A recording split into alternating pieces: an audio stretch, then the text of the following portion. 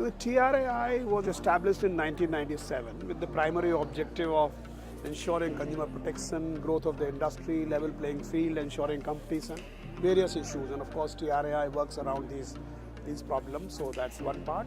Recently, in a couple of years back, huge amount of data is flowing through networks in India. In fact, we are transporting more data than US and China put together nowadays. So I think the data security, data privacy and data ownership have become extremely important issues. TRAI has done consultation on these issues and have given recommendations to the government on these specific issues of data protection and privacy.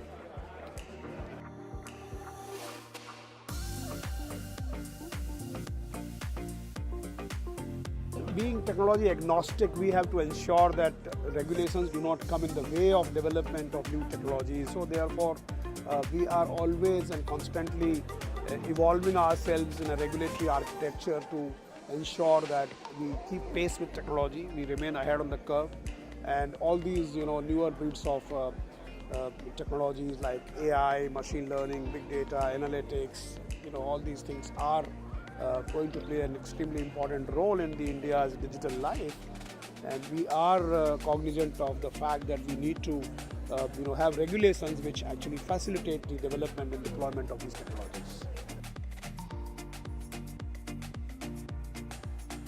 Interestingly, we have issued a paper only day before yesterday titled Enabling 5G in India, which actually sets forth the context, the development and how 5G could be enabled in our country, and we are very hopeful that we will have a lot of use cases in the country, and businesses and the telecom operators are also very excited about it. And I think they will be the one who will be actually proliferating 5G.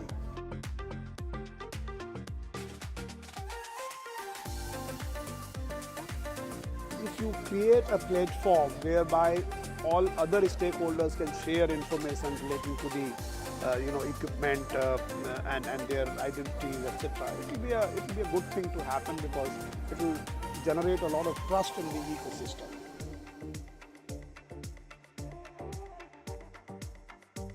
One of the programs which I just now attended, the Ask the Regulator, that's an extremely important and interesting program because you have regulators from around the world participating, and then of course you have questions from the floor and from the through the internet. It's again an extremely interesting part. I think both from the perspective of visiting the booths and learning what is happening on the technology space, it's also a good opportunity to collaborate, kind of discuss with fellow regulators as to what's happening in the regulatory space around the world.